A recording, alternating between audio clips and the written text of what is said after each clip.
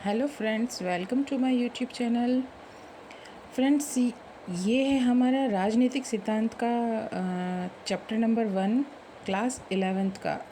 जो भी first grade की तैयारी कर रहे हैं पॉलिटिकल साइंस से, उनके लिए ये वाला चैप्टर राजनीतिक सिद्धांत जो है वो बहुत ज़्यादा ज़रूरी है, क्योंकि 11th क्लास और 12th क्लास की जो NCERT की बुक्स हैं उसमें से हर साल हम देखते हैं कि उसमें से कम 12 से 13 क्वेश्चन देखने को मिलते हैं 11th और 12th क्लास की NCERT से।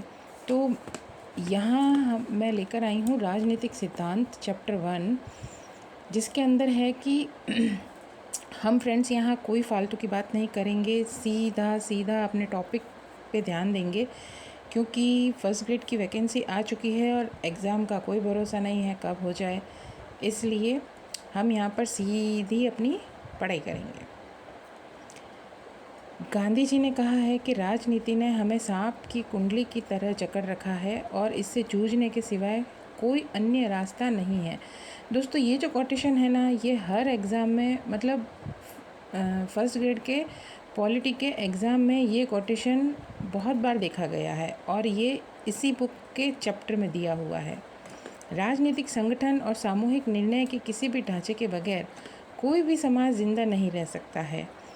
यानी कि समाज अपना अस्तित्व बनाए रखना चाहता है तो उसके लिए अपने सदस्यों की विविध ज़रूरतों और हितों का ख्याल रखना आवश्यक होता है।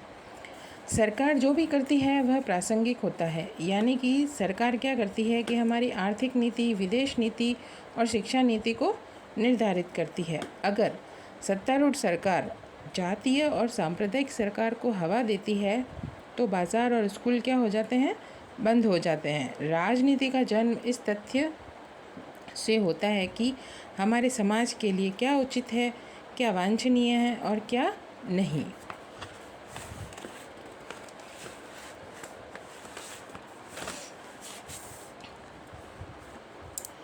निश्चित मूल्य और सिद्धांतों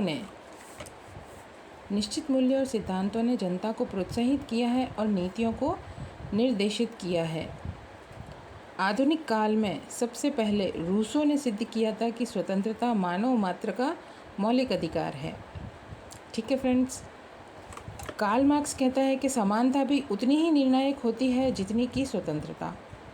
यानी कि फ्रेंड्स देखो, ये जो 11th क्लास की बुक का जो चैप्टर है, इसमें से मैंने जो मोस्ट लाइंस हैं उनके मैंने ये नोट्स बना लिए हैं।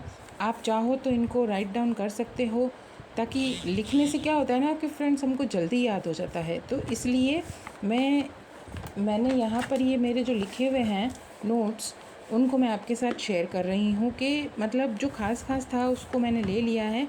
बाकी इतना उसमें पढ़ने की ज़रूरत नहीं है, क्योंकि NCERT की बुक्स वैसे भी आपको पता है पढ़ना कितना मुश्किल होता है।